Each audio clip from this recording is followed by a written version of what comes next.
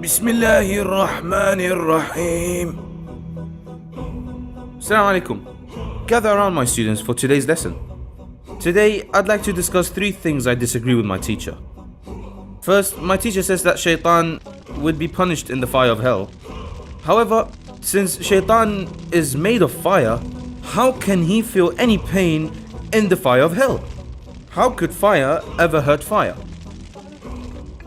Second, he says that we can't see God. How is this possible? Something that is present must also be seen. Finally, he says that we are all responsible for our actions. But since God is in control of man's destiny, why should man be punished for his actions? Is there anyone who can answer my 3 questions? Get him!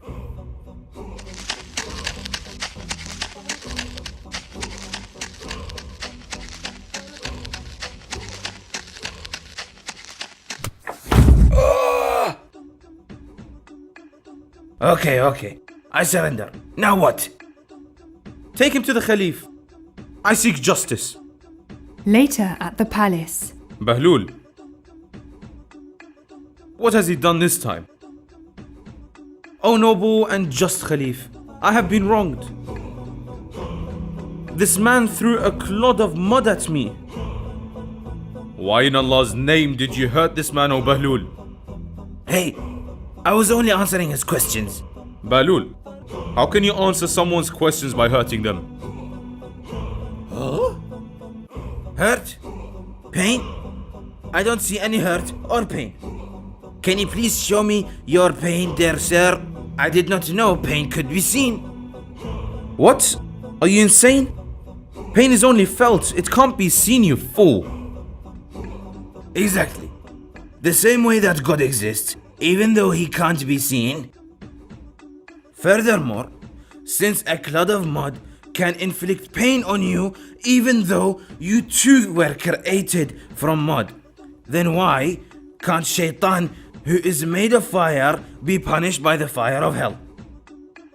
And finally, why are you troubling the Khalif by bringing my case to him? You might as well bring God to trial since he is responsible for my actions.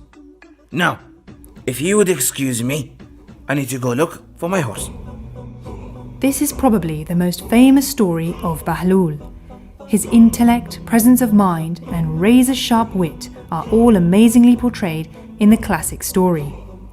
The questions in this story are very interesting. After all, how can the fire of hell hurt the fire of Satan? Secondly, if God exists, why can't we see him? Finally, can we do whatever we want, or have our lives already been decided for us? These are the sort of questions people asked themselves many years ago. Philosophers still struggle to clearly explain these complicated ideas in a way that is easy to understand. But Bahlul, with one swift move, smashes the 3 arguments and answers the questions raised.